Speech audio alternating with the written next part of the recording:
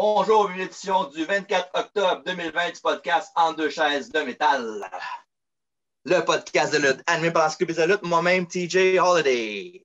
Et bonjour, comme d'habitude, Marc. Hey, bonjour, mais qu'est-ce que tu fais là? Pourquoi t'es de dos, je te vois? Je te vois même pas, t'es où? Ben, j'ai fait comme moi et 2J. Ah! Ben pourquoi? Ben, parce qu'on parle de lui aujourd'hui. Juste de lui? Ben, pas juste de lui, de la AEW, mais c'est en grosse partie de lui qu'on parle. Parce que? Parce que c'est 30 ans dans le monde de la Oh, lutte. ben oui, c'était ses 30 ans. Ben oui, c'est vrai. Les concepts, je suis content de savoir que tu suis. Ben, je le savais déjà, c'était juste pour. On fait de D'accord. la radio, de la TV en même temps, tu sais. Wouhou! On est multifonction.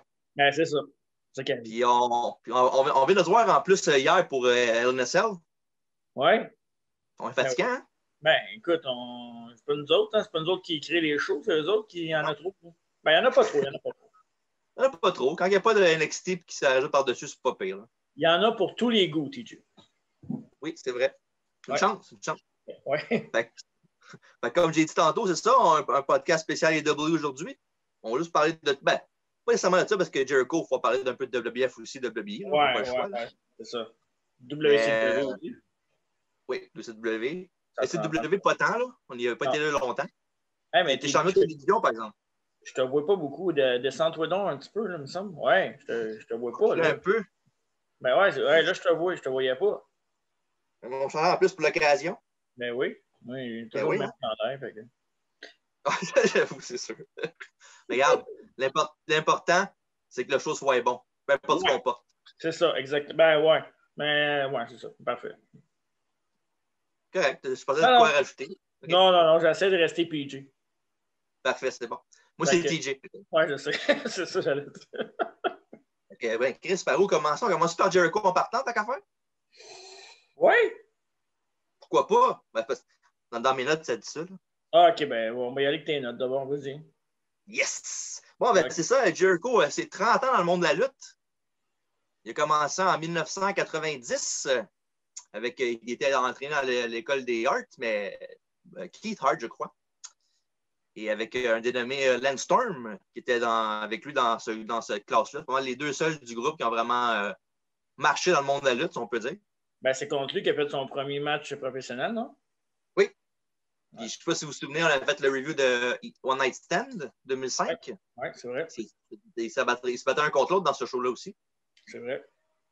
Puis éventuellement, on sait qu'il était au Japon, il était au Mexique, en étant, comment ça s'appelle déjà? De Corazon de Lyon, on a fait le même, là. Ouais. Ça rappelle les galas de Fantasma. Mais... Il fallait que tu le dises au moins une fois dans le show. Hein? Exactement. Ouais. Fait que ça, il était au Mexique, au Japon, il était un peu à la ECW, il a gagné le championnat de télévision. Ouais. Puis il n'a pas été là très, très longtemps. Après ça, il a fait son entrée, j'allais dire fulgurant, mais ça n'a pas été fulgurant au début là, pour la WCW. Là. Non.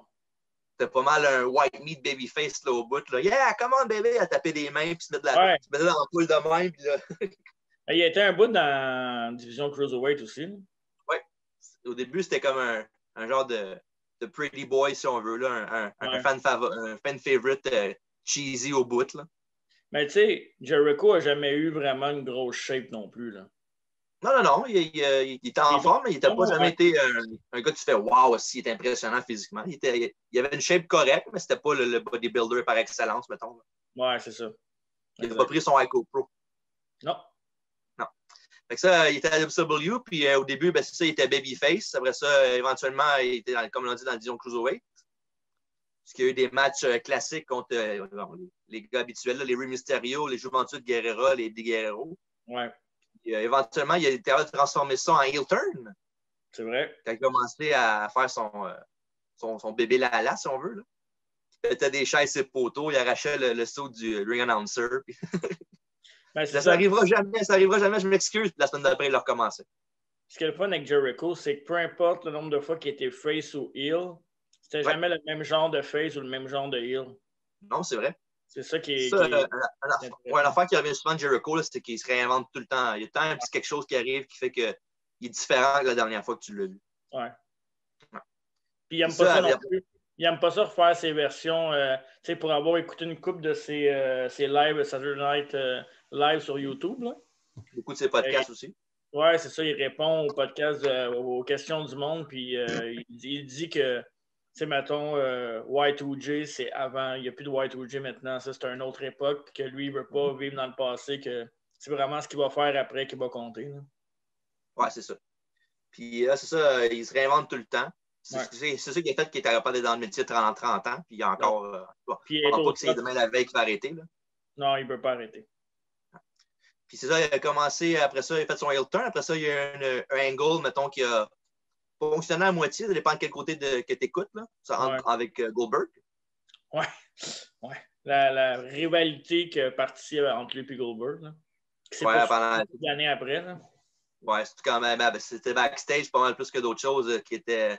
Il y avait une petite rivalité. Au début, ça allait bien contre Jericho, puis Goldberg gagne. Le Goldberg, il avait l'avantage. À un moment donné, Hogan puis Scott Hall, Kevin Nash parlaient backstage en traite. Je pense pas que c'est une bonne idée pour ta carrière d'avoir à te battre contre un cruiserweight puis d'avoir l'air fou contre lui. Ouais. C'est ça qui a fait que Goldberg il a écouté ce qu'ils ont dit puis il était plus en crise pour le reste de la rivalité puis il disait je veux pas te mettre over, je suis pas un comedy wrestler puis ça me tente pas de donner non plus à cause de toi. Là. Ouais. La politique, hein? Ouais, puis ça n'a jamais. Jericho a toujours fait de la comédie puis ça l'a jamais empêché de gagner des titres prestigieux en fait. Là. Ouais. C'est une réalité contre Goldberg. Je me rappelle, il y avait un spot à Mané, c'était dans la rampe, il avait reçu un spear de Goldberg, puis c'est celui qui avait ravolé dans les airs. Là. Classic stuff. Ben ouais, après ça, il y a eu son fameux segment aussi avec les 1004 prises. Ouais, ben oui. Avec le armbar qui revenait tout le temps. Pour les segments aussi, que je me rappelle, tu veux-tu y aller tout de suite, les segments mémorables, ou tu vas attendre un peu plus vers la fin? Ben, je pourrais construire un peu comme je fais à peu près là. Elle est tranquillement montant. Là. OK, parfait. Moi, je te dirais... Presque fini WCW. Après ça, il y a eu son alliance avec Ralphus. Oui, c'est ça, j'allais te parler de lui, justement. Oui. Son fameux bodyguard, si on veut, qui était un gars qui travaillait là. Je pense que c'était un chauffeur qui chauffait le truck pour le live events puis le ring et tout.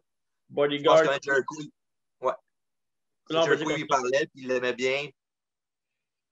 Ouais, bodyguard complètement out of shape. Là. Oh, TJ est buggé. Oh. Mais là, je vais être tout seul. Je vais continuer le show tout seul. TJ, si tu continues à... C'est ça la magie de la télévision radio live. T'es encore là, TJ? Ah ouais, t'es encore là. T'avais joué, mais tu sais, c'est ça. Ça arrive. Ça arrive. C'est en tant que pas que ça arrive trop souvent, par exemple. Non, c'est sûr. Fait que tu avais de quoi rajouter avant que ça arrive, ça? Ben, tu l'as tout dit, mais on ne l'a pas entendu. Fait que c'était. Ouais, c'est. Pas vrai? Ben, ça a fait. Ben, c'est ça. Ralphus, son bodyguard complètement out of shape. C'est un peu ça la comédie là-dedans, c'est qu'il va le protéger, mais tu sais, il y a de la misère à se pencher pour attacher ses souliers. Non, c'est sûr. Puis c'est ça, qu'après, il y a eu une longue association avec lui. Puis à un moment donné, je me rappelle, Ralphus, c'était pas rapport avec Jericho, mais après ça, il était avec Norman Smiley. Ouais. Puis il gagnait le hardcore avec son bodyguard à Norman Smiley. On aurait mis ça par après. Ça, c'est justement avant que, non, pas avant, après que Jericho soit parti de la WBF, de WCW pour la première fois. Puis on l'a vu après ça, en 1999, il y avait le fameux countdown qu'on voyait pas de temps en temps à Raw et à Heat, tout ça. Dans ce cas-là, avant que tu arrives à WWF, je vais juste renchérir sur WCW, dans le fond. Là. Oui, vas-y. C'est que WCW, moi, un de mes segments préférés, c'était sa fameuse long list. Là, ça, c'était un classique, mais c'était vraiment un de mes trucs préférés. Mais Jericho, dans ce temps-là, n'avait pas tant mon attention, dans le sens que je savais qu'il faisait des bons matchs, mais lui, je trouve que lui, Eddie, Benoit, Malenko, ils ont tout le temps été ensemble, mais on dirait qu'ils ont tous parti du genre d'en bas, puis ils ont réussi à tous grimper les échelons ensemble. On les a tous trop sérieux en même temps. C'est ça qui est un peu fou là, dans cette histoire-là. Hein. Puis, on savait que c'était des main eventers là, éventuellement. C'est juste qu'il n'y avait pas le spotlight parce que, justement, la politique puis d'autres gros noms qui étaient là. Dans ce temps-là, c'est correct. Là, je pense pas qu'il était rendu là de toute façon. Non, ça c'est sûr.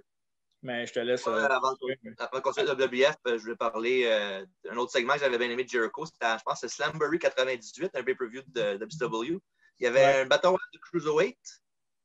Puis lui, il était dans la rampe, puis il faisait lui les introductions pour le match. Puis il trouvait tous des noms. Il trouvait tous des noms au Cruiserweight bizarre. Là. Ah, Maintenant, il y avait Lenny Lane qui est arrivé. Puis, hey, ce gars, il essaie de me copier. Puis... Ouais, mais je me souviens pas de ça fait longtemps.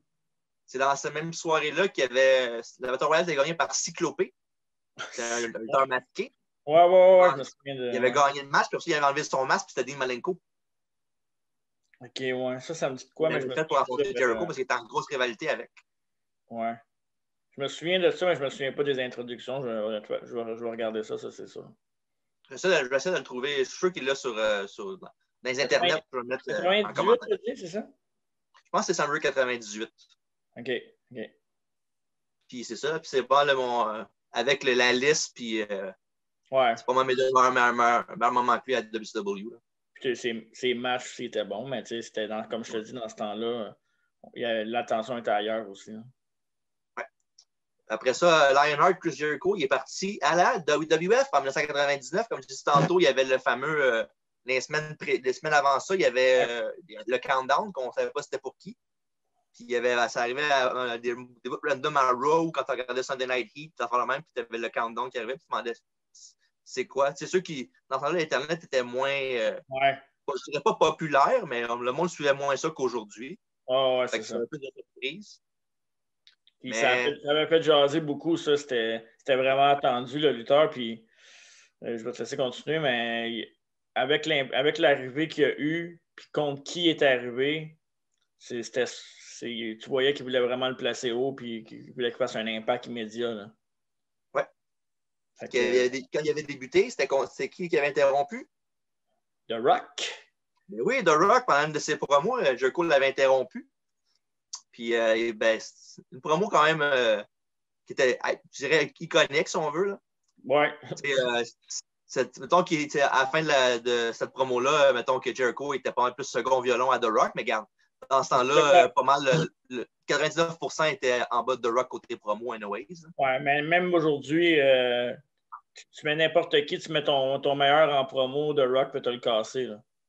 Ah oui, c'est sûr. Écoute, je pense pas qu'il y ait vraiment personne de plus divertissant que The Rock au micro. Là. Ouais, on dit ça, mais en même temps, dans ce temps-là, c'était pas scripté pantoute, qu'est-ce qu'il disait. Non, c'est ça. Fait que je sais pas si, mettons, tu donnerais carte blanche à tout le monde sur le roster, il y en a peut-être qui pourraient nous surprendre plus. Ouais, garanti, mais avec notre côté nostalgique, moi, je me souviens, à chaque fois que The Rock prenait un micro, j'avais des frissons. Là. Fait que ça sortait toujours comme... Mais tu sais, Jericho, il a tenu son bout en maudit, là. Ouais. Ça a pris du temps avant quand il était à WF au début, là. Ouais. Donc, c'était pas le gars le plus aimé backstage, pas nécessairement parce que c'était un mauvais gars, mais parce qu'il arrivait de WCW. Ouais. Il disait qu'il ne savait pas comment travailler, puis qu'il y avait de la misère. X-Pac, il avait pas mal dit qu'il avait lutté contre lui. C'était pas mal une grosse rivalité, c'était pas mal contre lui. Mais avant ça, il y avait eu contre Ken Shamrock et Road Dogg. C'est vrai. Ça n'a pas duré longtemps. Mais sa première vraie rivalité, c'était contre X-Pac. Puis backstage, X-Pac dit qu'il y avait un peu de misère à suivre, qu'il était plus dans sa tête. Puis, en tout cas, ouais. Ça a vraiment pris du temps avant de faire sa place sur le WBF. Mais moi, je me souviens que moi, je l'aimais, mais genre, à comparer à toi, tu étais vraiment un big fan de Jericho dans le temps. Là. Puis je me souviens que tu étais souvent en crise parce que, tu sais, il n'y avait jamais sa chance au Big One. Là. Ça a pris du temps avant que finalement, ça devienne un champion ou un main eventer, un calibre main event, là, si on veut. Là. Puis je me souviens que tu me parlais souvent de ça, là, que tu disais tout le temps, voyons, pourquoi il faut toujours qu'il le fasse perdre. Puis, mais c'est vrai, en plus, c'était vrai. Là. Ouais. J'ai une anecdote en plus de ça tantôt, je vais pouvoir le dire. Là. Ouais, c'est ça. Ça a vraiment pris du temps, mais je pense que, en tout cas, quand il a gagné le Big One, je pense que, en tout cas, on va en reparler, là, mais ça va être dur à battre comme moment. C'est un des gros moments de la lutte, ça. Là. Ouais. Fait que c'est ça, ce qui est arrivé, c'est que après ça, après son arrivée, il y a eu de la misère, comme j'ai dit un peu. Il y a eu un problème backstage. Comme année, il y avait une rivalité contre China. C'est vrai. C'est là qu'il avait commencé tranquillement. Au début, il était full heel, mais après ça, il a commencé à avoir du respect pour China. Fait que c'est ça qui a fait un babyface turn. C'est-tu pour l'Intercontinental, ça? Oui, exactement, oui. Ouais, c'est ça. Puis après ça, il avait inclus Bob Holly dans cette rivalité-là aussi. Ouais. Puis le fameux hook de ce storyline-là, c'est que les deux étaient champions intercontinental en même temps. Oui, c'est vrai. Co-champion. C'est l'affaire que Stephanie McMahon avait dit. Puis il était co-champion. Fait que quand Charlie défendait la ceinture, ben, Jericho fallait qu'il l'aide s'il y avait quelque chose. Parce que si elle perdait, lui aussi, il perdait la ceinture. True. Puis il y avait un match Royal Rumble 2000, c'est un triple threat pour le winner take all, si on veut. Avec ces deux-là et Bubba Lee. OK, ouais, c'est ça. Ouais. Jericho avait gagné le match. Ouais. Il avait piné Bubba Lee, par exemple. Hein? Je pense que oui. Ouais, je pense qu'il avait piné Bubba Lee. Puis dans le Rumble, China avait éliminé Jericho pour prendre sa revanche. Ouais. Puis après ça, il est champion intercontinental. Il l'a perdu contre Eddie Guerrero le lendemain de WrestleMania, je pense. Justement à cause de China, qui avait été avec Eddie Guerrero après par avec Latino Heat. C'est là qu'ils avaient commencé un peu leur love story. Là. Ouais. Puis après ça, c'était pas une de mes rivalités préférées avec Chris Jericho. C'est en 2000, en milieu de 2000, quand il était en rivalité contre Triple H. C'est vrai. Ben, il y avait eu leur fameux altercation avec maman Jericho puis Stephanie, ça n'a pas. Là.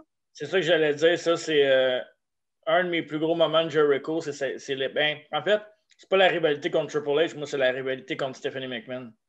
Ouais. Les promos avec Stephanie McMahon, ça a duré longtemps. Puis écoute, c'était-tu bon, ces promos? Puis Stephanie, c'est qu'on l'aime ou qu'on l'aime pas, moi je l'aime son personnage, là, je parle. Là. Genre, un des meilleurs personnages. C'est une McMahon, puis elle joue bien. Là. Elle était vraiment bonne. Là. Moi, je ne veux pas argumenter, fait que je vais te l'accorder. Ouais, c'est ça. Toi, je sais que tu l'aimes bien pour n'importe quel aspect. Là. Mais, sauf ça. mais moi, Stéphanie, je l'adore comme personnage. Comme Vince. C'est la Vince féminin. C'est clairement ça. Là. Puis il avait sorti un match à Fully Loaded 2000. C'était un last man standing entre les deux. Ouais. Puis avant ça, il y avait aussi je voulais conter une anecdote tantôt. C'était quand Chris Jericho, il y avait un match contre Triple H au début de Raw pour le championnat de WBF. Ouais. Et à la fin du match, il y a Earl Hebner qui se faisait pousser par Triple H, il avait fait un fast count. Ouais. La insult, Jericho a gagné la ceinture. Ouais, mais finalement. Je vais toujours me rappeler. Dans ce temps-là, je t'avais appelé la soirée même. C'est ta mère qui avait répondu. Disons qu'elle n'était pas contente. Comment ça? Ben parce qu'il était quand même 9h30 du soir. Là. Ouais, c'est ça. C'était quand même. C'est pas comme aujourd'hui qu'on avait le téléphone cellulaire et on peut se texter quand on veut. Il y avait de l'école aussi. Là, mais puis moi, j'étais un big fan de Triple H, puis toi, tu étais un big fan de Jericho. Ouais. Mais il avait renversé la décision, non? Ouais, parce que justement, après ça, Hebner, Triple H l'avait amené de force, puis il avait dit si tu renverses la décision, je vais te renvoyer. Puis tout. À la fin, il a dit OK, mais tant son temps que je suis arbitre, tu ne me touches plus jamais. Il a dit OK, il n'y a pas de problème. Puis après ça, il a cancellé le match. Il a dit OK, la ceinture ne change pas de main. Il dit parfait, tu n'as plus de job, puis il l'a frappé.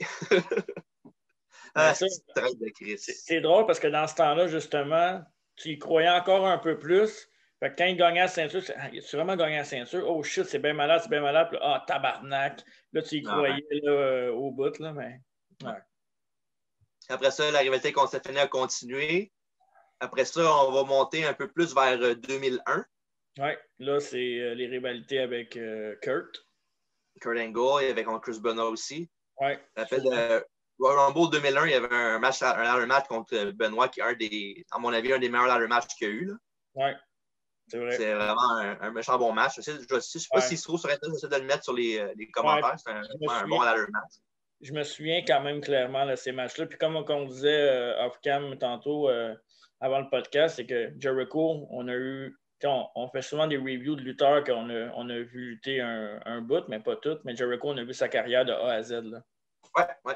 Fait que c'est intéressant, puis c'est quand même assez frais dans notre mémoire parce qu'on les a tous vécus, ces gros moments. Là. C'est ça qui est vraiment le fun dans ce temps-là. Un peu comme Taker aussi, c'est la même chose. Là. Ouais, on a tout vu sur Taker. Maintenant, on va faire une émission sur Taker, on n'aura pas le choix. Là. Ouais, t'as pas le choix, c'est évident. Ouais. C'est en 2001, après ça, il y avait l'affaire avec évidemment l'Alliance et tout ça. Là. Ouais. Puis après ça, il avait réussi l'équipe avait gagné, cette WF avait gagné. Puis c'est ça. Après ça, il y avait eu. Ça, c'était sur Harris 2001. Oui, 2001, exactement. Show qu'on va faire. Clin d'œil. Oui, clin d'œil. Il y a un petit review en novembre qui s'en vient. Ouais. Puis vers la fin de 2001, il avait commencé à faire un mini heel turn, si on veut.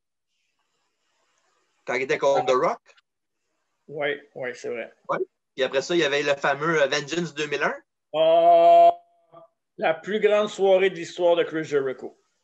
Puis ça, en plus, on l'avait regardé ensemble, je me souviens, là. C'est une affaire vraiment que, tu sais, on n'avait pas vraiment suivi Internet dans ce temps-là, puis on ne savait absolument rien. Puis, Non? qui a gagné ces 2 matchs, c'était vraiment surprenant, même s'il y avait eu un peu des Ah ouais. circonstances bizarres, là. J'étais surpris au bout, je ne savais pas qu'il était pour faire ça pendant tout, là. Mais moi, c'est très, très, très frais dans ma mémoire. Je me souviens qu'après le premier match, on était comme genre, OK, wow, c'est malade.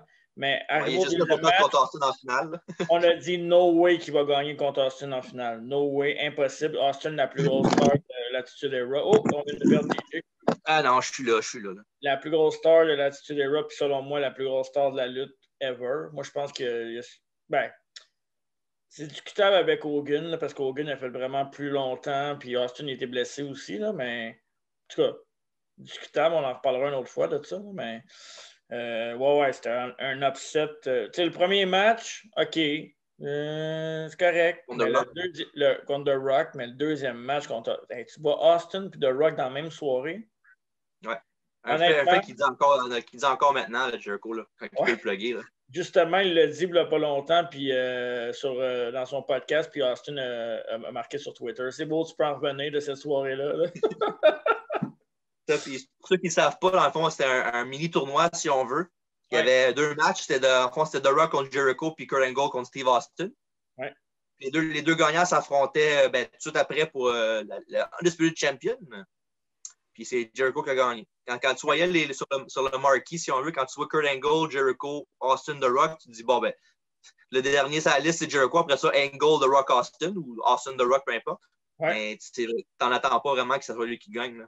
Justement, ça va être cette image-là vous allez voir sur YouTube quand vous allez cliquer pour le podcast. Et Jericho avec les 2 ceintures, ça va être ça le. Ouais. Mais t'es-tu d'accord? T'es-tu d'accord pour dire que c'est dans les 10 meilleurs moments de l'histoire de la lutte, ça? C'est beaucoup de baggage quand même, les meilleurs de la lutte au complet. Mais, tu sais, si mettons, là, c'est genre, mettons que tu es un historien, là, puis que tu épluches vraiment era par era. Moi, je pense que je dirais que pour le moment, oui. Là, pour cette era-là, oui. Mais je dirais qu'overall, dans le monde de la lutte, je suis sûr qu'il y a 9 autres affaires ou 10 autres affaires qui sont meilleures que ça côté historique. Là. Peut-être, mais tu as quand même battu 2 des. Austin, c'est une des plus grosses stars de la lutte, puis The Rock aussi, mais The Rock, en plus, tu sais, c'est devenu quelque chose d'autre après, puis tout le monde connaît The Rock comme tout le monde connaissait Hulk Hogan à l'époque. À cette heure, le monde, ils sont comme « Hey, Dwayne Johnson ». Mais il n'y a personne qui appelle Dwayne Johnson, même ceux qui écoutent des films l'appellent The Rock. Ouais. Tout le monde sait c'est qui. Fait que pour ça, en plus, je trouve que ça rajoute une couche. Puis d'avoir battu 2 des plus grosses stars de la lutte dans la même soirée pour 2 ceintures. En tout cas, je trouve ça. Ouais, c'est vraiment. Moi, d'un point de vue. Mais malheureusement, pour lui, il était affronté, jumelé à Triple H après ça. Ouais. Le fameux build à WrestleMania X8, où comme par magie, Jericho est à ça maintenant qui est heel, il s'associe avec Stephanie McMahon. Les ennemis jurés qui étaient enfin ensemble pour un ennemi commun, Triple H, dans le temps que Triple H était plus avec Stephanie. C'est vrai. Avec le fameux mariage. Là, et, wow. Puis Vince qui bunque le pedigree trop de bonheur. Là. Mais tu sais, avec du recul, puis maintenant qu'on analyse beaucoup les shows, puis je te dirais, j'étais beaucoup plus un fan de Triple H que de Jericho, même si je suis capable d'admettre que c'est un des plus grands moments de l'histoire, puis Jericho a une carrière de fou. J'étais super content à l'époque que Jericho perde contre Triple H, parce que de n'importe quelle façon, j'aurais pris Triple H, mais je trouve ça, aujourd'hui, quand je regarde ça, je trouve ça dommage que, tu sais, la storyline était bonne, mais je sais pas, on dirait d'avoir battu The Rock puis Austin dans la même soirée, je l'aurais fait perdre dans un plus gros match que ça. Ouais. C'est parce que le trouble là-dedans, c'est que, tu sais, en même temps, oui, je comprends ce que tu veux dire, mais quand il a gagné ces 2 matchs contre Austin puis The Rock, là, il n'a pas gagné le Royal. Là. Non, mais c'est pas grave, ça. Puis en plus, l'affaire, ce qui est arrivé avec Triple H, c'est que c'était pas mal le 3e gars. C'était pas mal Triple H, Stephanie, puis Jericho en background. Jericho, dans ça là, il s'occupait du chien de Stephanie, puis il ramassait de la merde du chien de Stephanie. Puis c'est pas mal le 3e violon, si on veut, dans la storyline. Là. C'est ça qui est un peu dommage. Les McMahon doivent être des McMahon. Hein. Faut qu'ils soient en avant-plan de tout le monde, no matter c'est quoi qui arrive. Mais on y enlèvera jamais qu'il y a eu une bonne run puis qu'il a fait une bonne job, mais c'est pour le statut qu'il venait de gagner, je trouvais que encore là, tu le descendais un peu en faisant ça. Ouais, ça c'est sûr. Ouais. Bref, après ça, il a fait il a continué son heel turn. Il y a eu des rivalités contre Hulk Hogan. Ouais. Des rivalités contre Edge aussi. Ouais. Puis après ça, il a commencé à, vraiment plus tard, on va monter un peu plus. Là, on est rendu plus vers genre 2005-2006, juste avant son premier départ. Il y avait une rivalité avec John Cena. Une de ses meilleures rivalités en carrière, d'ailleurs. Oui. Il s'avait affronté à SummerSlam. Puis le finish de ce match-là, c'est un finish un spot qu'on faisait tout le temps dans nos matchs de lutte. Le fameux Throw to Wall avec tombé sur FU. Là. On faisait à tous les matchs. Classique. Ouais. Puis Cena avait gagné à SummerSlam. Puis le lendemain à Raw, il y avait un autre match entre les deux encore, sauf que le perdant se faisait renvoyer. Ouais. Puis dans ce temps-là, c'était Bischoff, le GM. Ouais. Puis il avait essayé d'aider Jericho à gagner, mais ça n'avait pas marché. Puis à la fin, c'est ça. Jericho, il avait perdu. Puis il a dit, bon, t'es renvoyé. Puis après ça, il s'en allait avec la sécurité. Puis il kickait ses jambes de même. Là, je veux pas m'en aller. J'ai une famille. La rivalité contre Cena, là, ça a commencé avec le draft de Cena à Raw, non? Ouais, c'est ça. Dans ce temps-là, il y avait Christian qui était impliqué là-dedans aussi. Ouais. Là-dedans, Jericho était pas mal plus dans son highlight reel. Là. Ouais, c'est vrai. Avec le Jerrytron 5000. Mais tu sais, vu que tu as dépassé, vu que tu es rendu à 2005, moi, je vais te nommer une des meilleures rivalités puis un des meilleurs matchs que j'ai vu. Ben, pas un des meilleurs matchs en tant que wrestling match, mais un des meilleurs matchs de Jericho de sa carrière, je trouve, storyline telling. C'est avec Trish Christian puis Lita, là. Cette rivalité-là avec le heel turn de Trish à WrestleMania, ça, c'est un moment qui m'a marqué. Là. Écoute, c'était juste malade comment c'était monté, cette storyline-là. Là. Je ne l'ai pas vu en direct ce moment-là, malheureusement. J'étais pas là cette soirée-là. J'étais pas là, mais tu sais, juste la storyline où il pariait, puis... $1 canadien. $1 canadien avec Lita, Trish, le Love Story, puis le match mix après. Wow! Ouais. Tyson Tom Cole. Ouais. Ah, pour vrai, c'était vraiment... Pour, tu sais, des fois, on se plaint des petites affaires cucu de même, là. Mais ça, en tout cas, ceux qui ont vu ça, là, ceux qui ont connu ça, je pense qu'ils vont être d'accord avec moi que c'était une des bonnes storylines dans ce genre-là. Ouais. Puis après ça, justement, il avait perdu son match contre John Cena. Fait que là, il est parti pour un petit moment. Après ça, je me souviens bien, il était revenu 2 ans plus tard, peut-être? C'est ça avec le countdown, ça, le deuxième? Le countdown, oui. Puis à un moment donné, il y avait un gars qui avait une torche olympique. Puis quand il arrivait à l'aréna, Jericho, il a fait un close line. Il était comme ça derrière la caméra. Il avait coupé ses cheveux. Oui. OK. C'était qui avait interrompu dans ce segment-là? Je ne me souviens pas. Bon, un de tes préférés? Miz? Non, Randy Orton. Ah oui, ben oui. En tant que Randy Orton était dans le début de son era de Viper, si on veut. Listen to me, Randall. Quand il commençait à être pourri. Là. Ah, c'est ça, en tout cas. Ben, c'est vrai. Quand il commençait à être le Viper. Arrête, on va faire un spécial sur Randy, sinon. Parfait, trouver un autre animateur, je ne suis pas capable de faire ça. Ah, OK, parfait. On verra. Fait que c'est ça, il est revenu et rivalité contre Randy Orton. Après ça, une rivalité contre JBL. C'est vrai. Puis après ça, il y a eu une rivalité. Il a fait un heel turn contre Shawn Michaels. Quand il avait lancé le. C'est pas à cause de ça qu'il a eu le croche. Là. À cause de ça, quand il avait lancé dans le Jericho 5000, il avait pété en morceaux. Puis parce que dans ça là, Shawn Michaels était. Les deux étaient fan favorite. Mais Jericho, il disait comme quoi Shawn Michaels c'était un tricheur parce qu'il avait triché pour battre Batista. Ouais, c'est vrai. Il avait faké une blessure à la jambe puis il a gagné avec son Switch Music. Là, puis c'est Jericho l'arbitre, je pense. C'est là qui a frappé la femme à Shawn? C'est un peu plus tard, ça. C'est plus tard, hein? C'est la même rivalité, là. Ouais. Puis ça avait tourné après ça, il s'était tourné contre Shawn Michaels. Puis il y avait eu justement la rivalité quand Jericho était rendu en fancy suit, là, puis tout le monde hypocrite. Là. Ouais. Sa période de I'm the best in the world at what I do, là, quand il disait tout le temps ça. il y avait il y avait un segment à un autre SummerSlam, il avait frappé la femme de Shawn Michaels quand Shawn s'est tassé. Là. Ouais.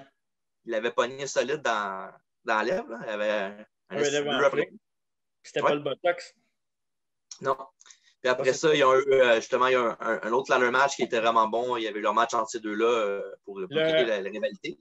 Leur ladder match, c'était un des très bons ladder matchs qu'ils ont eu aussi. C'était vraiment un bon match. Là. Jericho faisait des bons ladder matchs. Shawn Michaels aussi, on s'entend. Shawn Michaels aussi, ouais, c'est ça. Ouais. Fait qu'il avait gagné, justement, c'est Jericho qui avait gagné. Il avait gagné ce match-là. Mm-hmm. Puis après ça, il y avait eu un street fight, je pense, pas longtemps après. Puis c'est Shawn Michaels qui avait vraiment pété Jericho là, avec des coups de strap et tout ça. Puis il avait gagné le match. Ouais. Mais à la fin de la soirée, il y avait un championship scramble. La même soirée que CM Punk s'est attaqué par Randy Orton puis le Legacy. Ouais. C'était Jericho qui avait pris la place de CM Punk, puis c'est lui qui avait gagné le match. Fait qu'il il avait perdu contre Shawn Michaels. Puis après ça, il avait gagné la ceinture plus tard dans la même soirée. Ça, c'est justement avant, je pense, le match. Le match, je pense que c'est la fin de la storyline qu'il avait faite. Puis on dans le temps que Jericho il avait comme associé Landscape. Oui, il y en a eu. Mais ça, parenthèse avant de continuer avec Sean et Jericho, Jericho a eu beaucoup de partenaires par équipe. Oui. Tu as eu Jerry Shaw avec le Big Show. Avec The Miz aussi. Tu as eu avec The Miz, pas longtemps, mais quand même. Non. Tu avais eu avec Edge. Tu as eu avec Edge. Oui. Avec qui d'autre qu'il y en a eu? Il y en a sûrement d'autres derrière avec Christian, on s'en évidemment. Oui, Christian, oui, c'est ça. Mais il y en a eu beaucoup, là. Actuellement, tu avec Chris Benoit, il avait gagné champion par équipe avec lui aussi. Oui, c'est vrai. Mais ben, c'est ça, Benoit, Jericho, tout ça, Eddie, il se suivait pas mal tout le temps. Ouais. Puis après ça, on va continuer un peu plus loin parce que on ne peut pas dire tous les moments de Jericho parce qu'on va faire un podcast sur lui. Là. Ben, on le fait pas mal déjà. Là. Pas mal déjà ça qui est arrivé. Là. Après ça, il y avait eu une rivalité, je pense, c'était contre.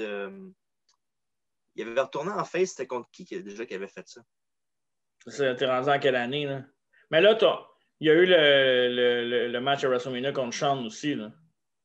Ouais, ça, c'est avant ça, là. C'est bien avant ça. Mais ça aussi, c'était un des bons matchs, là. WrestleMania 19, oui. Avec la fin, là. Ouais, c'était à peu près vers la fin, pas la fin, c'est quand Shawn était revenu de la Survivor Series 2002.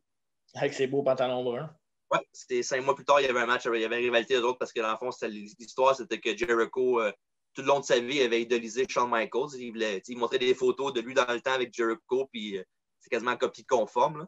Ouais. Puis il disait comme quoi à Star, il l'avait dépassé côté tout, dans le fond, dans la lutte, dans des matchs, dans les storylines, dans les promos, il était meilleur que lui. Fait que c'était à lui de manger de la chute et dans son shadow à lui. C'est ça qu'ils avaient fait leur match. Là, tout. Ouais, c'était un bon match. Puis la fin aussi, là. Avec le low blow. Ouais. Pousse la face après à terre. Ouais. Puis Jericho, il a fait beaucoup de arrivée-départ. Là. Ouais. Puis, on va aller plus vers la fin de son run de lobby, là, le fameux son amitié avec Kevin Owens. Ouais. Ouais. Après ça, il y a eu évidemment la liste de Jericho, quelque chose qui a marché beaucoup avec le hit. Ouais, ça c'est. Ouais. Marché, tu dis. Il y a le fameux Festival de Friendship aussi. Ouais. Quel segment. Wow. Un des meilleurs segments de Raw à vie. Là. Ouais. Mais tu sais, il en parlait encore récemment c'est encore un bon ami à Kevin Owens. Puis oui. Faudrait pas que Kevin Owens soit sans contrat parce que Jericho, je pense qu'il essaierait de le convaincre. Mais là, il a signé il y a 2 ans, je pense, 1 an. Mais je suis pas mal sûr que Jericho essaierait de l'amener à AEW. Ah, c'est sûr. En plus, il est canadien, puis ils ont quand même sont quand même proches, puis les deux ont eu du succès. Là. Ouais. Ouais. Puis la dernière apparition de Jericho, c'était au Greatest Royal Rumble. C'est vrai. En Arabie Saoudite, où ce qui était le 40e lutteur du Rumble. Il n'avait pas gagné, évidemment, ce Rumble-là qui était remporté par Braun Strowman. Ouais. Puis c'est sa dernière apparition de WWE, c'était ça.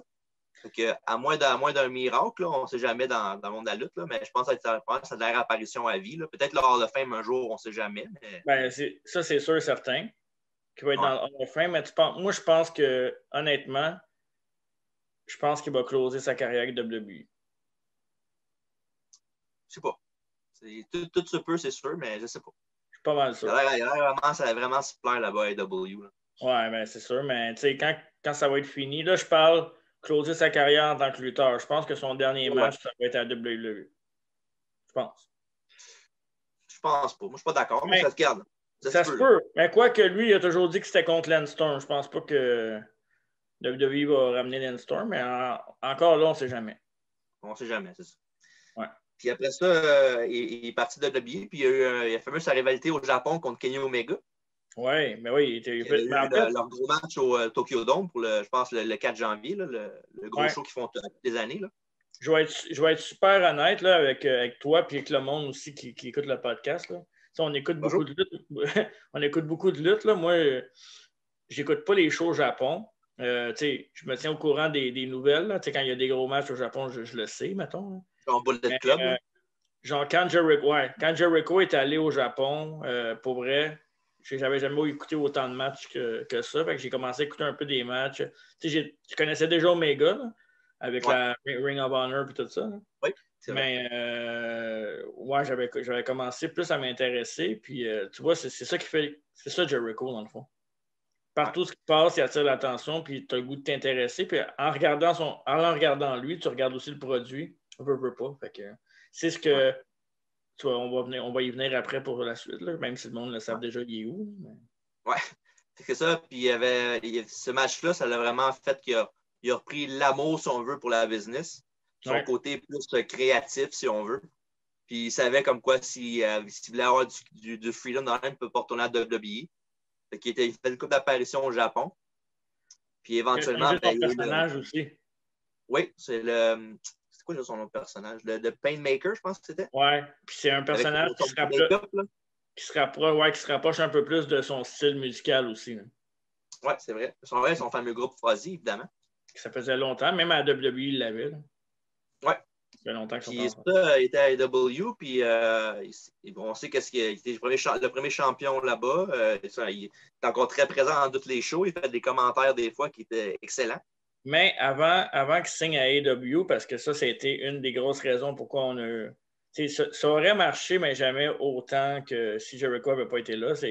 Il a apporté une crédibilité à cette fédération-là. Là. Oui. Mais il avait dit, Jericho, par exemple, avant de signer là, qu'il fallait qu'il y ait un deal important avec un câble, un contrat de télé, dans le fond. Ouais. Parce qu'il n'aurait jamais signé. Ils ont dit...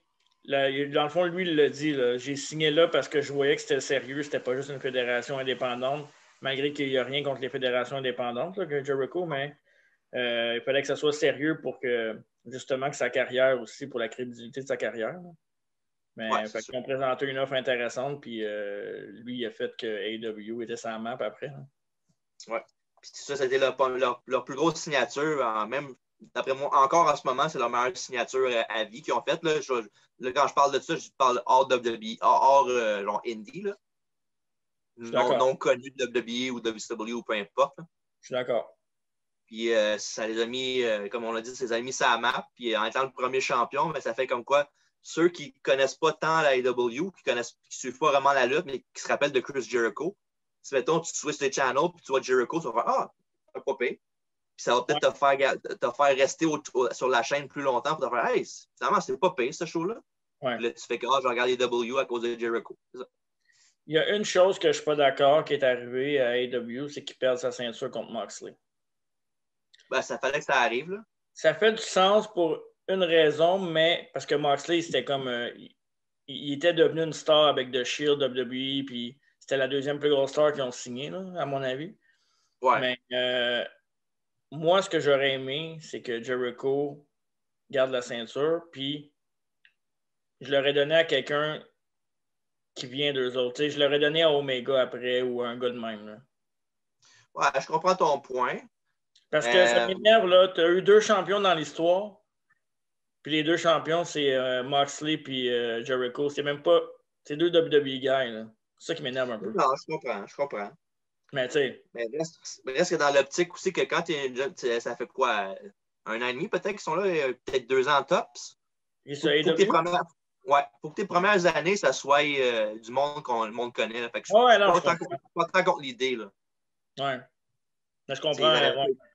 Ça aurait pas été pire aussi. Là. Ouais, ça c'est clair. T'sais, au moins, il donne ça à un gars qui savent qu'il est prêt et qu'il il est connu du monde de la lutte. Capable de à belt, ouais, c'est ça. Ouais. Que t'aimes Ambrose ou à Moxley ou pas, tu peux pas dénier qu'il y a un gars qui est quand même over avec la foule et qui est capable de faire des bons matchs. Ouais, il est quand même capable de... Tant qu'à moi, quand tu es champion, surtout champion au top de la fédération, il faut que tu sois capable de faire des promos au début et à la fin du show. Ouais, il connecte avec la foule aussi. Là, c'est sûr, c'est facile à dire là parce qu'il n'y a pas de foule. Mais même avant ça, c'est un des gars les plus populaires là-bas de loin. Là.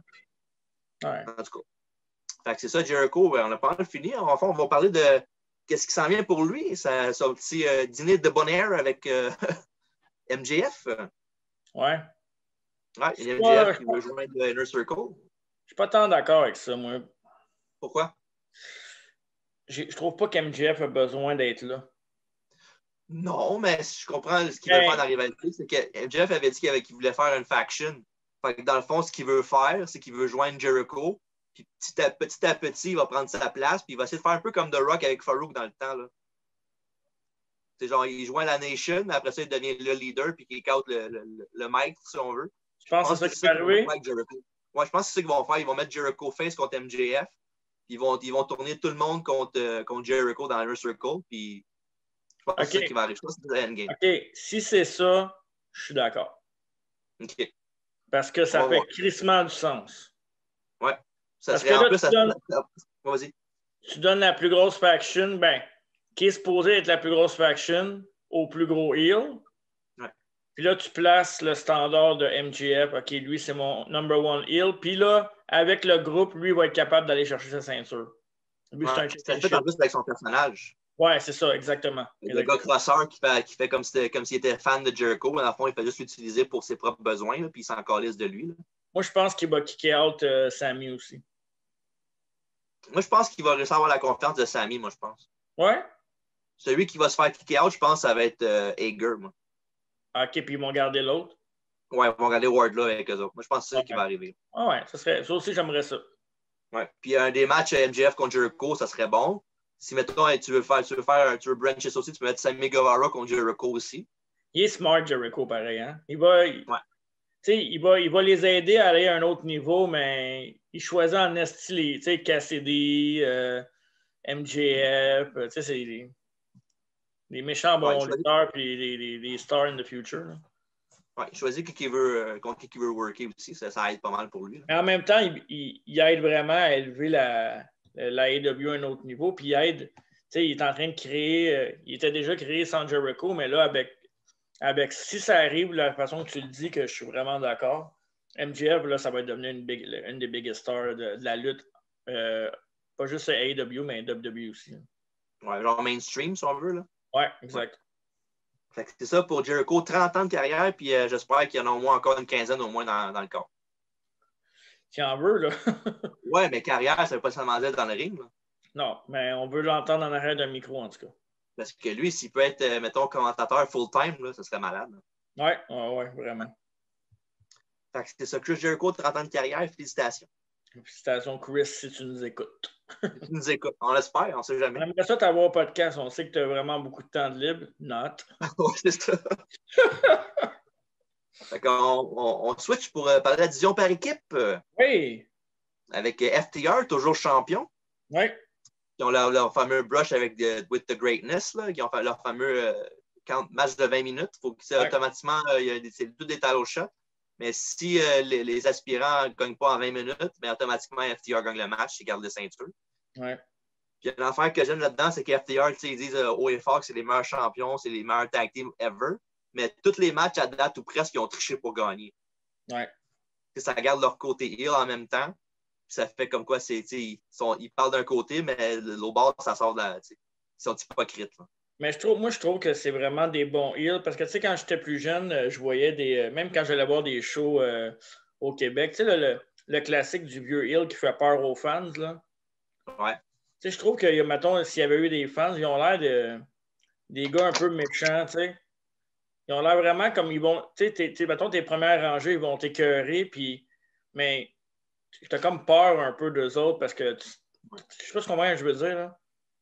Ils vont te narguer, là, tu sais. Ouais. Ce qui est fun avec eux autres, ouais, c'est ça. Ce qui est fun avec eux autres, c'est que c'est pas des gars les plus en shape au monde. C'est pas des Kenny Omega avec le six-pack, puis c'est des gars quand même, ils ont une certaine shape. On dirait qu'ils ont une shape vintage, si on veut, de l'époque. Là. Ouais. On les compare beaucoup aux Brainbusters, évidemment. Ouais, mais tu sais, ils n'ont pas une grosse shape, mais ils sont capables de lutter pendant 1 heure contre Omega facilement. Ah ouais, c'est sûr. C'est ça l'affaire. Ouais, parce qu'ils dosent leurs efforts dans le match. C'est pas, ils font pas genre. Oui? Ouais, ils savent comment gérer leur cardio dans un match. Hein. Exact. Fait que c'est ça, toujours champion. Puis là, il va y avoir un match Fatal 4-Way. Oui. Ça, je sais que d'habitude, je dis tout le temps AEW, c'est le best ever. Là, puis tout, je suis vraiment fan d'AEW, on le sait. Là. Ouais. Mais je ne suis pas d'accord avec la façon qu'ils ont fait ce match-là. Avec le fameux boulier. Là. Ouais, pourquoi? Choisir des équipes au hasard pour aller le 4-Way. Tu as des rankings, c'est pas pour rien. Là. Au pire, tu mets les 4 premiers contenders que tu fais affronter, pas de random draw. Là, où, ça aurait été qui les 4 premiers? C'est arrangé, c'est sûr qu'ils savent qu'ils vont sortir. Mais moi, j'ai arrêté juste avec les rankings tout court. Là. Ouais. Ça fait trop de WWE à mon goût, ce segment-là, je trouve. Ouais, c'est vrai. Tu as raison. Puis, une affaire aussi que je leur ai donné du slack au début, là, parce que je me dis que ça va peut-être aller quelque part, mais là, les Young Bucks, avec leur heel turn, si on veut, là, je commence à trouver le temps long pas mal. Là. Mm-hmm. Parce que le endgame, c'est quoi? C'est que tu veux que ce soit FTR contre les Young Bucks pour un combat de championnat. Mais c'est quoi? Tu veux que les deux soient heel? Ouais, c'est ça. Ça marche pas. Hein? Non. Tu sais, je comprenais au début, là, moi, je regarde beaucoup Big The Elite aussi. Là. Ouais. Puis le fameux, l'histoire on and off, c'est que Hangman veut leur parler, puis à toutes les fois que ça peut arriver, ben, les Young Bucks disent non, on ne veut pas y parler. Puis là, cette semaine, il y a un angle, c'est comme quoi Brandon Cutler, qui était le grand chum des Young Bucks, qui t'avait parlé, dit hey, tu devrais lui envoyer un message pour parler avec lui, pour régler le problème. Puis il a enfin écouté les Young Bucks, puis ils l'ont texté. Ouais. Sauf que l'affaire qui est arrivée, c'est que Hangman Page avait laissé son téléphone, puis c'est quelqu'un d'autre qui a pris le téléphone, puis il a dit laisse-moi tranquille, je veux rien savoir de vous autres. Vous êtes des trous de cul. Fait que dans le fond, le cliffhanger, c'est savoir c'est qui a pris le téléphone. À mon avis, c'est Kenny Omega. Pour continuer son heel turn, si on veut aussi. Ouais. Puis là, avec ça, les Young Bucks, tranquillement, ils commencent à faire fuck l'autorité, si on veut. Puis là, ils se cricket tout le monde, puis ils font ce qu'ils veulent. Ouais, fatigué un peu. Hein. Ouais, je les aime pareil. Là. Dans le ring, ils font les bons matchs. Puis là, leur personnage commence à être un peu, je dirais pas frustrant, mais ça commence à être, OK, revenez-en au point là. Voulez-vous tourner heel ou vous voulez rester face? Je comprends le storytelling là, tranquillement, pas vite, mais à un moment donné, ça fait. Là. Mais pour ma part, c'est sûr que ça va finir contre Adam Page. Hein, ouais. Sûrement sûrement ils vont trouver des partners pour Adam Page faire un 3 contre 3, là, c'est sûr et certain. Moi, parenthèse comme ça, là, à part Cassidy, là, mais si on y va all around, Adam Page, c'est vraiment ma révélation à moi pour fait de la job solide dans maudit, pour vrai. Là. Je le connaissais un peu. Au début, j'étais un peu frustré, je me souviens, quand il avait gagné un Battle Royale. Mm-hmm. Puis, mais pour vrai, les matchs solides, les promos, l'attitude, comment il voit. Pour vrai, c'est une révélation. C'est un de mes lutteurs préférés en ce moment. Ouais. Puis moi, l'affaire, là, je sais que c'était pas l'affaire à dire, là, mais de tout le monde à AEW qui devrait pusher comme top star, évidemment, là, il y a MJF, ça c'est sûr, certain qu'on y touche pas. Ouais. Mais je pense que mon numéro 2, ça devrait être Hangman Page. Oui, d'accord. Pour ses efforts dans le ring, comment il lutte, son personnage est bon. Là, la foule n'est pas là pour lui donner de la boisson. Fait que, il boit tout seul. Ouais, mais tu peux ce personnage-là, il est bon pour lui. Là. Tu peux le mettre face comme heel. Les deux vont marcher. Ouais. Ouais, je suis d'accord. Ça devrait être lui ton top face. Là. Ouais. Top fait la compagnie que tu mets contre MJF pendant un an ou deux, peut-être pas Tatooine, mais genre une grosse rivalité avec MJF, là, ça pourrait les deux les mettre sur vraiment un piédestal, vraiment plus haut. L'affaire qui me fait douter, c'est que ça commence à être stacké un peu, c'est que tu sais, si tu as Inner Circle avec MJF qui vont probablement changer de nom aussi, là, si jamais c'est MJF qui prend les règnes. Peut-être pas non plus, là, mais en tout cas, si tu as eux autres, puis après ça, tu as FTR, puis mettons, là, on parlait peut-être d'un moment donné Cody avec eux autres. Puis après ça, si tu as des Bucks en heel avec Omega, c'est parce que là, tous tes gros noms sont heel. Ouais. Fait que ça, c'est un problème aussi, je pense. Là. Mais c'est là que tes gars comme, mettons, Jericho tourne face, tu fais ça. Tu as Darby Allin qui peut monter, tu as Jungle Boy qui peut monter, Orange Cassidy peut monter, Hangman Page peut monter aussi. C'est quand même un bon groupe de 5 là, pour avoir des top face. Là. Mais tu sais, j'aurais laissé quand même les Bucks sur Omega face. Là. Oh, mais regarde, ça ne veut pas dire qu'ils vont tourner heel en bout de ligne. Là. Pour l'instant, ça regarde d'être de même, mais ça ne veut pas nécessairement dire que les Young Bucks pourraient facilement retourner face la semaine prochaine. Là. Ouais, c'est ça, en tout cas. Omega, je pense que lui, son avenir est en heel. Là. Ouais. De leur donner de cleaner, si on veut, mais les Young Bucks, je pense que en même temps, je comprends le point de vue des Bucks. Ça fait genre un an qu'ils sont à AEW que tout le monde dit que c'est le meilleur tag team. Puis à tous les fois, ils se font screwer. Fait qu'à un moment donné, regarde, enough is enough. Là, no more Mr. Nice Guy à un moment donné. Là. Fait que dans le fond, toi, tu penses, puis je dis ça, mais en même temps, je pense probablement la même chose, que Omega va gagner la ceinture AEW en The Cleaner. Ouais, je suis d'accord. Ouais. C'est comme ça qu'il va monter. Ça devrait être Hangman qui le bat.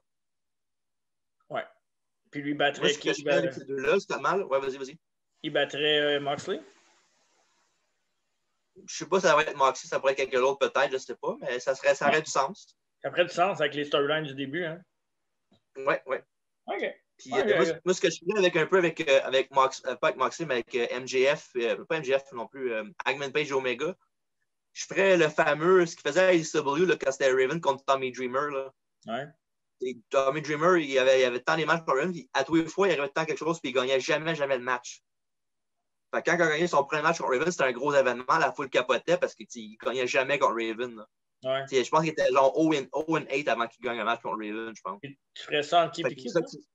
Je fais ça avec Omega et Hangman Page. Omega le bat tout le temps pour vraiment une couple d'années. Puis quand Omega est champion, c'est là que Hangman Page a sa grosse victoire contre Omega. Puis je comprends ce que tu veux dire. Ouais. C'est ça que je ferais. Puis en même temps, si Omega bat Page quand il n'est pas champion, ça fait monter quand même Omega dans les rankings, puis ça le met plus fort parce que Adam Page n'est pas un 2 de pick. Ouais. Puis on va en parler tantôt. Évidemment, il y a le tournoi qui s'en vient. Là. Ouais. Mais avant de parler de ça, on va parler un peu de justement la situation du championnat TNT. Ouais. Avec Cody Rhodes qui a gagné sa ceinture contre M. Brody dans un dog collar match. Un autre très bon match entre ces deux-là. T'es-tu d'accord? Match parce qu'évidemment, Cody va la Keyblade. Hein? Ouais. Ça, c'est too much. Bon. C'est correct. On en voit quasiment plus du sang à Star. Fait que quand c'est rendu dans ce match à lui, on va le savoir à Star. Là. Ouais, c'est ça. Mais es-tu d'accord avec ça? Qu'il a regagné, ouais, moi je suis d'accord. Moi, je pense que ce qui est arrivé, c'est que il fallait qu'il aille faire le show, le show qu'on sait, le show de variété qu'il y avait avec, entre autres, Snoop Dogg. Ouais. Je pense qu'il fallait absolument qu'il aille faire ça. Fait qu'ils ont dit, tant qu'elle va pas le mettre présent, puis qu'il garde la ceinture, puis qu'il fasse comme Brock, mettons, là. Ils ont dit, on va donner un push d'une couple de semaines à Brody Lee, parce qu'il en a besoin. On va faire une victoire full convaincante contre Cody Rhodes. Puis après ça, il va revenir, puis Cody va gagner sa ceinture. Fait dans le fond, je pense qu'ils ont juste donné la ceinture à Brody Lee pour que les semaines que l'autre ne soit pas là, qu'il y ait un champion présent, genre. C'est pas un peu plate pour Brody Lee, ça? Oui, mais en même temps, il y a quand même eu un règne. Il y a quand même eu une victoire convaincante contre Cody, qui est quand même un des top guys là-bas qu'on sait. Là. Ah ouais, puis, en long run, ça l'aide, c'est sûr. Là. Au moins, il y a eu un petit quelque chose, au moins. Là. Est-ce que tu leur ferais battre tout de suite Cody? Pas longtemps après? Je sais pas. Mais en tout cas, ce que je sais, c'est que là, justement, on peut parler de ça. Il y avait un match contre Orange Cassidy. Ouais. Un match qui était un Broadway, qu'on appelle dans business. C'est un match qui a duré les 20 minutes au complet. Puis un fun fact de ça, un Broadway, je l'ai fait un dans ma carrière. C'est vrai? Ça, c'est contre qui? Oui, j'ai fait ça à ICW. Contre qui? Contre Justin Diamond. Ah, l'excellent Justin Diamond. On le salue. Oui, un match de 10 minutes qui avait fini en time limit draw. Ouais. Puis ça m'a fait penser à ça quand j'ai fait cette match comme moi dans le temps. Ça fait longtemps. Ça fait au moins un bon 10 ans de ça comme ça. Ouais, j'avais worké avec Diamond en équipe aussi. Puis il est vraiment un bon gars. Puis un gars, en tout cas, moi personnellement au Québec, des fois, je trouve qu'il manque d'ouverture d'esprit dans les matchs. Puis dans la créativité des matchs aussi. Puis lui, c'est un gars qui, même si c'était un newcomer, il donnait la chance. Fait que ends up pour Justin Diamond. Oui, on le salue. Ouais. Puis ça, bref, dans le fond, Orange Cassidy qui avait la victoire visuelle contre Cody. Mm-hmm. Parce que Cody, au countdown, en fond, ce que j'aime aussi, c'est que le countdown était vraiment bien fait. Il n'y avait pas de moment genre ce que tu fais, c'est stage au bout, ça avait l'air genre normal. T'sais. Ouais. Des fois, quand tu fais des affaires close de même, des close finish, il arrive de quoi, puis le lutteur, on a donné une gang de caves. Exact, ouais. Mais celui-là, il était vraiment bien fait. Puis, il avait fait son pin, le même pin qu'il avait fait à Jericho. Là. Ouais. Mais pour vrai, honnêtement, tu sais, AEW, des fois, c'est tout croche, mais ça commence à être plus tight aussi comme show. Puis en plus, tu sais, c'est quasi assuré On va reparler de WWE dans les prochaines semaines, là, mais qui a eu un excellent SmackDown dernièrement. Là. Un des tops depuis des années, mais AEW, tu sais qu'il arrive tout le temps quelque chose. Des fois, c'est too much, mais au moins, tu sais que tu ne regarderas pas le show 2 heures de temps pour rien. T'sais. Ouais. Parce qu'ils font tout le temps des matchs, ils font tout le temps des petits, ils plantent tout le temps des seeds pour les semaines d'après. Ouais, puis les matchs sont bons. Les matchs sont vraiment bons aussi. Là. Ouais. Puis ici, ils n'ont pas le plus gros roster au monde là, qui mettent il y a du monde, oui, il y a un gros roster, mais trois quarts, la moitié de ces lutteurs-là, tu as Dynamite à Dark plus que d'autres choses. Ouais. Mais là, il y a le deuxième show qui s'en vient sur Twitter. Les lutteurs en parlent de plus en plus. Là. Ouais. On verra rendu là. Hein? Regarde. Tant que ça reste 2 heures, 2 shows par semaine de 2 heures, moi, j'ai aucun problème avec ça. Anyway, tu check pas Dark anyway, toi. Fait que... Ben, je check les résultats, mais je check un peu je check sur YouTube, là, des fois, les highlights. Là, pour me tenir au courant pour tout et le podcast. Exactement. Et voilà. C'est ce qu'il faut faire. Ouais. Et après ça, justement, à cause du Broadway qui n'a pas de gagnant, il va y avoir un rematch dans 2 semaines. Puis c'est là, je pense que Cody va gagner contre Cassidy, va gagner clean, je pense. Ouais. Puis à Full Gear, justement, il a annoncé déjà comme quoi Darby Allin affronterait le gagnant du match dans un combat pour le championnat TNT. Ouais. Peut-être que c'est là qu'on verrait peut-être Cody perdre la ceinture, je pense. Contre Darby? Ouais, je pense qu'il va vraiment pousser Darby Allin. Là, puis, tu sais, il n'est pas gros. C'est sûr que c'est pas le gars le plus charismatique au monde. Là. Mais il a un bon look, il est capable de faire des bons matchs. Puis il y a quand même de l'avenir avec les gens. Là. Ouais, il est populaire, mais faut pas. Ouais, moi, je serais pas contre l'idée de lui donner un championnat de TNT et de voir qu'est-ce qu'il peut faire avec, s'il peut runner avec la balle, là, comme qu'ils disent. Là. C'est cliché, puis je suis pas toujours d'accord, mais dans ce cas-là, size matter. Ouais. Mais bon, ça, c'est mon opinion. Ouais. Mais tu sais, il affronte Cody Rhodes, qui n'est pas si gros que ça non plus. C'est pas comme s'il affrontait Brody Lee. Là. Cody, il a grossi là, depuis son temps de WWE. Là. Oui, il a grossi, mais c'est pas un gros bonhomme non plus. Là. Moi, j'ai mes réserves. Et Cody qui retournait avec ses cheveux blonds après avoir été un peu les cheveux noirs. On dirait une teinture de mémé un peu, là, que, tu sais, qu'elle a dépassé un petit peu là, avec la teinture. Mais c'est pas ce qui me fait le plus rire, c'est qu'à 2 fois que je le vois avec ses cheveux blonds, c'est à qui me fait penser? Ses cheveux blonds ou cheveux bruns? Ses cheveux blonds. Qui? Il me fait penser à Rénal Paré dans Petite Vie. Tabarnak! Tu checkeras, tu vois, c'est frappant, là. OK, je vais essayer de faire Ouais, vas-y. Je vais essayer de faire un Photoshop de ça et de le mettre dans les commentaires. Je vais essayer de faire ça ce soir. Quand il met ses... Ouais. Quand il fait ses sauts, ouais, quand il porte ses sauts, on dirait que ça leur marque plus, là. Quand il lutte moins, mais quand il a ses sauts, le cravate, là, on dirait que c'est la même affaire. OK, je check ça en finissant le podcast, c'est sûr. Ouais, fait que ça, comme on le dit, contre Orange Cassidy bientôt, puis le gagnant affronte M. Darby Allin à Full Gear. Full Gear, qu'on va faire évidemment un preview ce jour 17 novembre, fait que ça s'en vient. Non, mais on a hâte. Oui. Parlant de Full Gear, il va y avoir la finale du tournoi pour le World Championship Eliminator. Tournoi qui commence à Dynamite. Oui. Avec on va faire un petit rundown des matchs de la première ronde. Du côté du bloc A, on a un match entre 2 frères. Oui. Avec Penta El Zero M qui va affronter son frère Ray Phoenix. Yeah, ça va être bon, ça, comme match. Ça risque d'être très bon, ce match-là. Ouais. Puis, je ne sais pas si ça pourrait être de bord comme de l'autre. Là.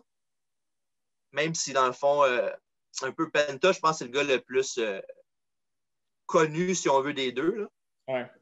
Je pense que ça aurait du sens qu'il gagne le match. Mais en même temps, si Ray Phoenix gagne, je pense que... Moi, j'aime mieux, techniquement, dans le ring, j'aime mieux Ray Phoenix que Penta Zero M. Là. Ouais. Puis, peu importe le gagnant de ce match-là, je suis bien content. Là. Plus le contraire, mais dans les 2 cas, ils ne gagneront pas à la fin. Fait que le meilleur gagne, là, fait que... Ouais, parce que évidemment, dans la même faction avec Eddie Kingston et le Butcher and the Blade. Ouais. Puis c'est ça, ben, après ça, on a dans le même bloc, on a Kenny Omega qui va affronter Joey Janela. Je sais qu'ils ont une bonne chimie ensemble pour avoir lutté avant, là, mais un Championship Contenders match, qu'est-ce qui reste dans ce bracket-là, Joey Janela? Et voilà, erreur de booking là-dessus. Là. Tu sais, tant qu'à faire, tu peux mettre Ricky Stark sur un gars de même qu'on a déjà vu gagner des matchs de lutte, là, Chris. Là. Ouais. Mais bon. Yeah. Bref. Anyway, en bout de ligne, ça change quoi? Parce que ça change rien, anyway, parce que Omega va gagner, no matter what. C'est ça. Puis du bloc, de l'autre côté, on a Colt Cabana qui va affronter, justement, on en parlait tantôt, Hangman Page. Oui. Un match qui devrait être très bon. Oui. Colt Cabana, évidemment, encore avec le Dark Order. Oui, Hangman Page pour le win. Oui. Et un match que j'ai bien hâte de voir, là, mon chum, Wardlow. Yes. Qui va affronter Jungle Boy. Ça va être, je pense que ça va être un match qui va surprendre, ça. Oui, ça va être un bon match. Comme on a déjà dit dans le podcast, je pense que peut-être juste moi et toi qui étais d'accord, là, mais Wardlow est de plus en plus bon. Vraiment, il m'impressionne. Là. Ouais. Puis Jungle Boy, oui, il y a beaucoup de stop and go, si on veut. Il gagne souvent, il perd souvent. Ouais. Mais ça reste un des gars qui est le meilleur année à AEW là, dans le top 5 du monde qui va coucher. Moi, je l'aime bien, mais toi, tu l'aimes bien. Tu l'aimes vraiment plus que moi, je l'aime, puis moi, je l'aime pas mal. Fait que, Jungle Boy, j'adore. Il y a quand même une step de plus que moi. Mais sinon, pour Wardlow, s'il continue à faire une bonne job comme ça va être encore meilleur quand il va faire son face turn contre MJF un jour. Là. Ouais. Puis ça, le gagnant de ce match-là, il va affronter le gagnant de Colt Cabana puis Hangman Page. Fait que dans le fond, Hangman Page. Oui, Hangman Page. Je sais pas. Oui, c'est ça. Je ne sais pas si. Mais je serais plus tenté de les voir peut-être faire Jungle Boy contre Hangman Page. Ça pourrait être un meilleur match, je pense, que contre Wardlow. En même temps, je comprends ouais. Je comprends le sens d'un heel contre un face aussi. Là. Ouais. Mais je sais pas. En tout cas, peu importe de quel de deux qui gagne, je suis bien content. Là. Je suis un fan des deux. Là, fait que... De toute façon, Janela ne gagnera pas, fait qu'on est correct pour la suite. C'est ça. Fait que, comme moi, je pense que Penta va gagner en première ronde. Toi aussi? Oui. Omega, définitivement. Page. Hangman Page, définitivement. Puis moi, je vois pour Wardlow. Jungle Boy, ton pick, c'est quoi, toi? Je vais dire Wardlow, moi. Moi, je vais aller avec Jungle Boy. Je pense qu'il va trouver moyen pour gagner. Ouais, c'est peut-être le seul match qu'on n'est pas sûr. Puis la logique, éventuellement, on sait que Omega et Hangman Page vont gagner leur combat de deuxième ronde. Ça va être ça le match pay-per-view.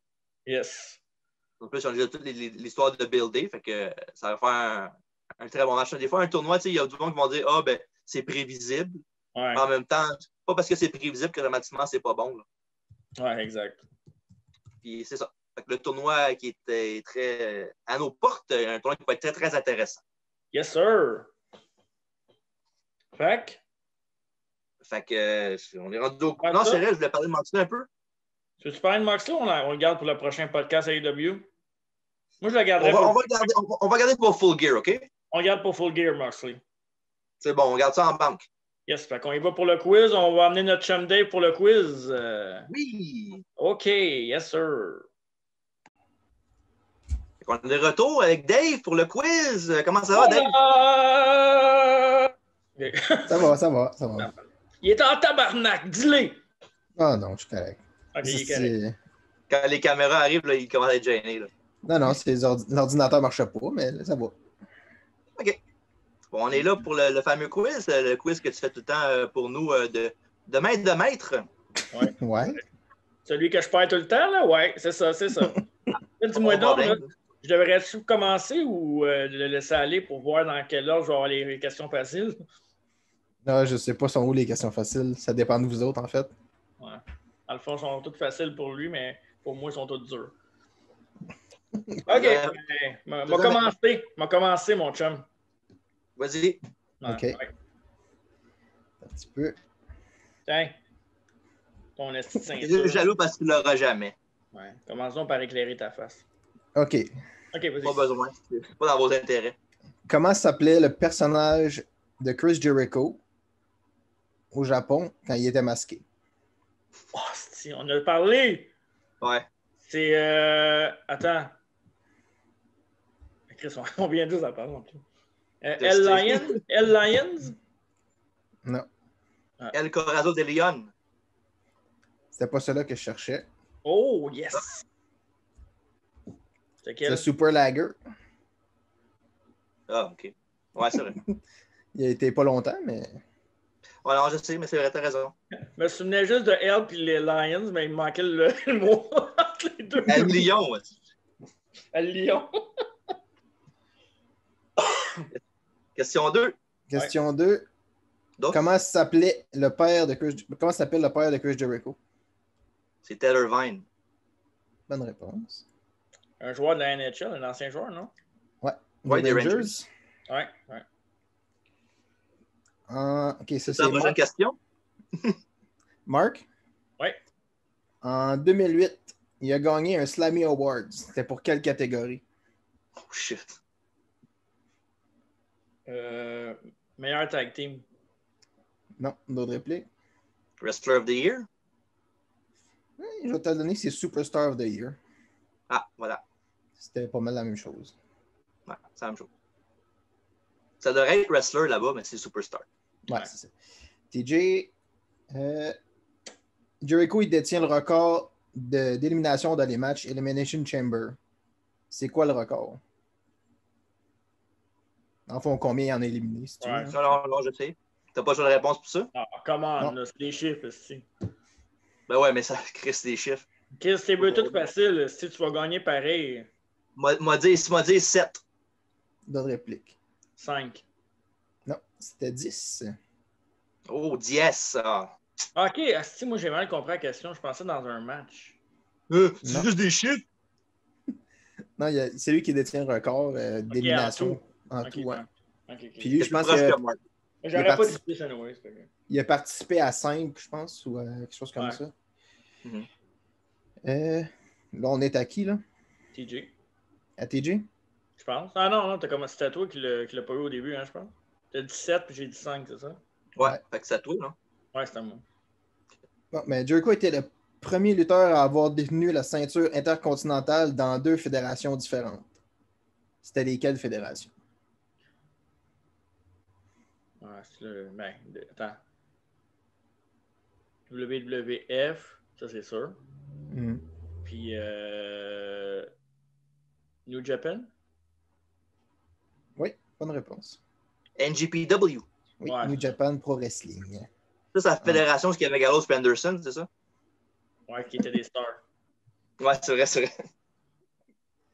2-1? 2-1?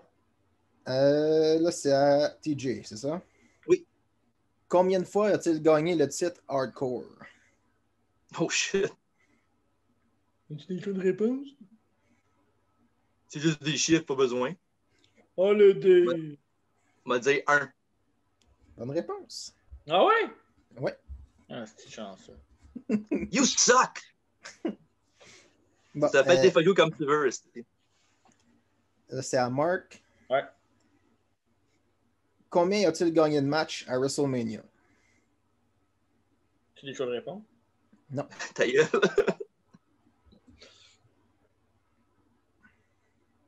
Je vais dire 4. D'autres répliques. 5. Ben ouais, c'est ça. Il l'a un peu aidé avec son. Ah non, ça aurait pu être moins, ça aurait pu être Ouais, plus. 3. Ouais. On sait jamais. Puis il a perdu 8 fois. Il a perdu 8 4 fois. Ouais. Fait que 5-8. 5-8 à WrestleMania, en effet. Comme les Packers, ça. Dont une défaite contre Fandango. Ouais, c'est vrai. Aïe aïe. C'est pas son meilleur gars à mettre over, hein? Non. Donc là, c'est à... C'est à TJ. C'est à moi. C'est à TJ, OK. Qui a été le premier champion par équipe avec Jericho? Son premier titre qu'il a gagné tag team, en fait, à WWE. Avec Chris Benoit. Bonne réponse. Ah, si tu m'énerves. T'as toutes les faciles. Oh, arrête, là. Hey. Fuck up. 5-1. Qui Jericho a battu pour son premier titre intercontinental? C'est à toi, Marc. Ah, je sais, qu'est-ce comme toi. Là, je parle Vas-y. intercontinental WWE, là, pour être Ouais, précis. à peine, je Ouais. l'aurais pas su, anyway. Pas la fête de Gallows et Anderson. Non, c'est ça. China. Bonne réponse. Merci, Bonne podcast. À No Mercy 99. On en a parlé tantôt, c'est pour ça.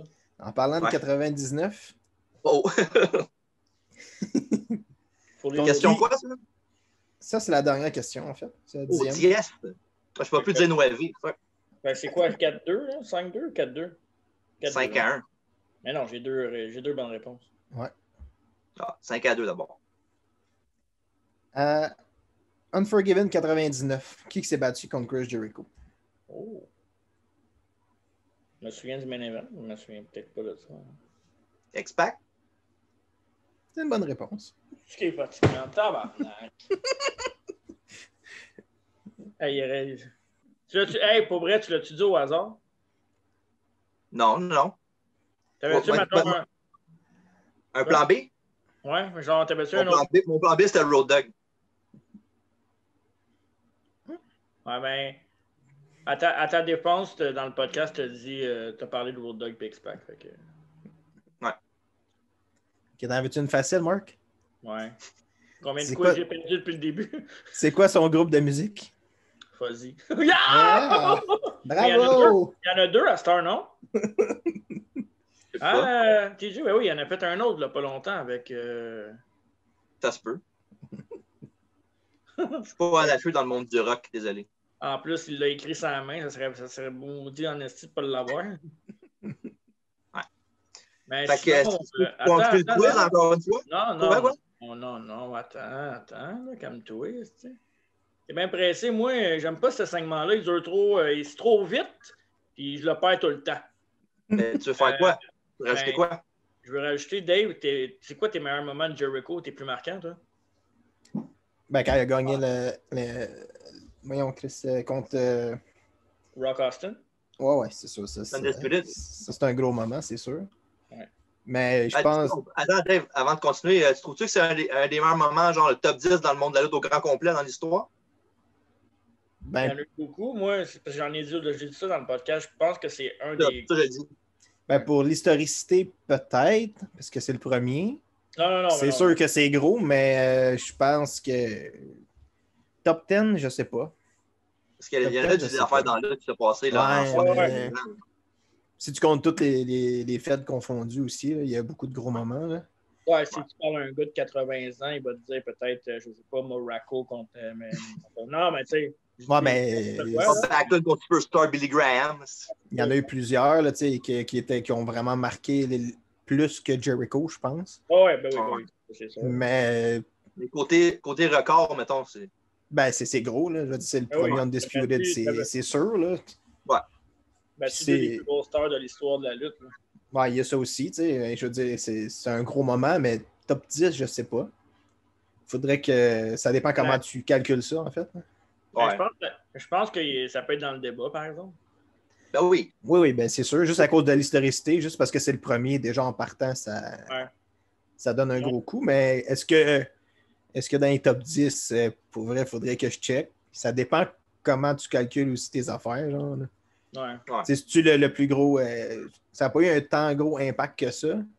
Parce qu'on ne s'attendait pas à ça non plus. Là. On ne pensait pas qu'elle allait battre Austin après. Là. Non, ça c'est sûr. On ne s'attendait pas à ça, mais je veux dire, après ça, je veux dire, s'ils ne nous l'avaient pas rappelé à tous les 2 minutes, ça aurait-tu eu tant d'impact? Je ne sais pas, pour vrai. Ouais.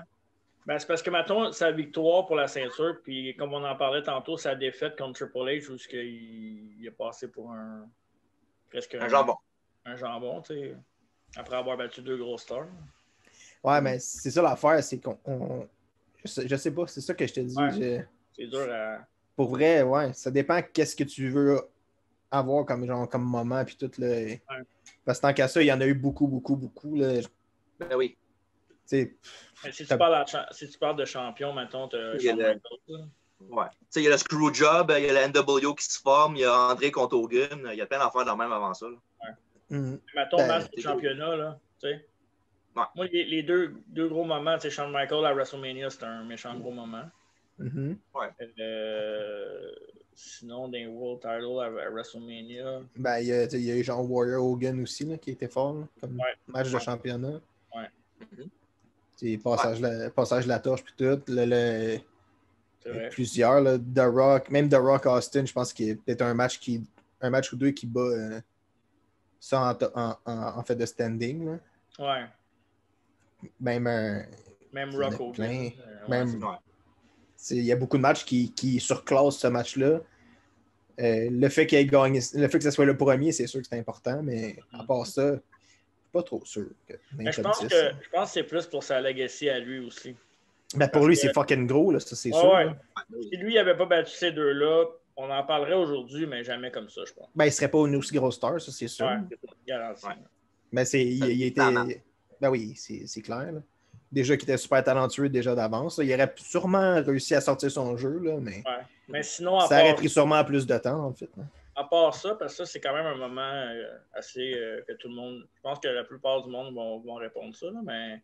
Mm-hmm. WCW, il n'y en a pas eu tant de marquants. Là. Il y en a eu. Ben, sa guerre avec Dean Malenko, c'était nice. Là. Ouais. Sa feud avec Dean Malenko, c'était là. cool.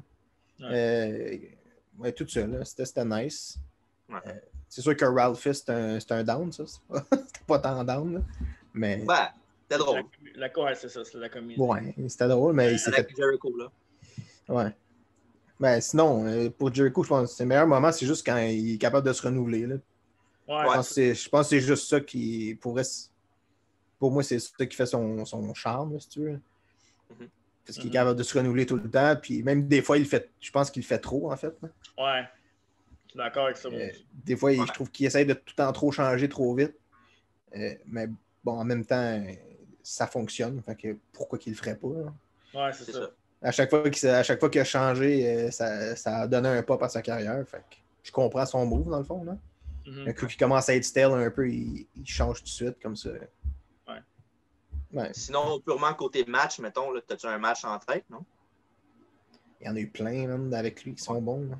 Celui qu'on change à WrestleMania 19. Ça, c'est une bonne question. On ne l'a pas dit en tant que match, mais moi, je pense que c'est celui contre Sean, moi, qui m'a... Ouais, moi aussi.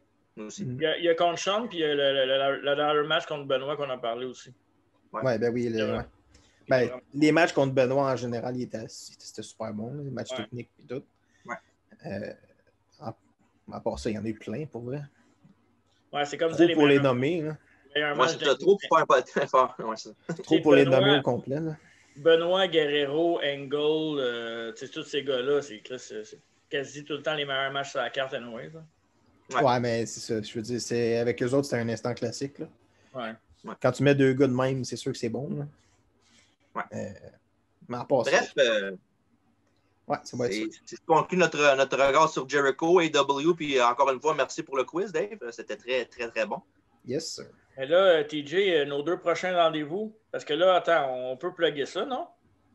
Ben, vas-y, shoot. Je le plug-tu, Shoot Cowboy? Shoot. OK, vas-y. on va avoir un preview de LNSL la fin de semaine prochaine, on va en avoir 2. LNSL preview avec Dave, Alfredo qui est de retour aussi. Fait qu'on va ça va être un Fatal 4-Way. Le review, tu veux dire, parce que le preview, on l'a fait hier. Ouais, je m'excuse, le review. Toi, t'es vite. Tu dégaines. On va avoir aussi, dans les 2 prochaines semaines, Halloween avec 94. Oui. Puis on va avoir un autre weekly qui va être... je suis mélangé un peu, là. Aide-moi et TJ. Voilà. Au lieu d'avoir les dates, là, on peut dire qu'est-ce qui s'en vient dans les prochaines semaines. Parce que... vos dates. Ouais. Tu veux reparler de notre entrevue qu'on va avoir? Non. Ben oui. Non. Le 28, qui est dans quoi, ma foi, la semaine prochaine? Bientôt. La semaine prochaine? Mais oui, c'est la semaine prochaine. Ça dit bientôt. C'est ça, c'est dans 4 jours. On va avoir M. Marc Blondin avec nous. Mesdames, messieurs. M. Fun. Oui, M. Fun. Parlant de fun, c'était très le fun aujourd'hui. Oui, merci. Oui. Merci, Marc. Oui, merci, Dave. Yes. Je ne vais pas faire de promo, là, mais me souvenir du coq. Ah, parfait. Fait que pendant qu'il va manger son coq, Elle est bonne. je vais vous dire, je vous souhaite une bonne soirée, puis je vais m'écœurer sur Facebook. Salut. All right.